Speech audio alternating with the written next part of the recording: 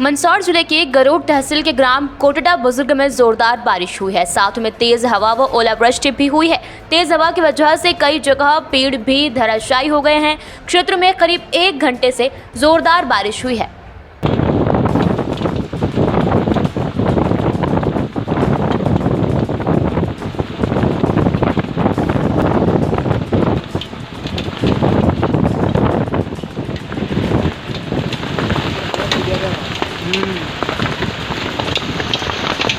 चोरी करती है